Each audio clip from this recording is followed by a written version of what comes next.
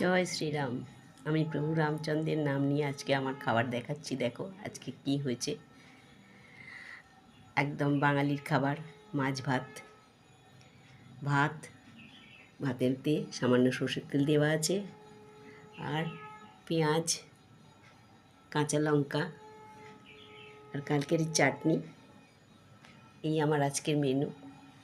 আজকে খুবই বলতে ইচ্ছা করছে, আজকে খুব শুভ দিন। আজ কবিগুরু রবীন্দ্রনাথ ঠাকুরের জন্মদিন, তাকেও স্মরণ করি। আর সকলে তার রাখি বন্ধনটা মনে রেখো। কেউ দাঙ্গা হাঙ্গামা করো না, ধৈর্য ধরো, দেখতে থাকো কি হয়।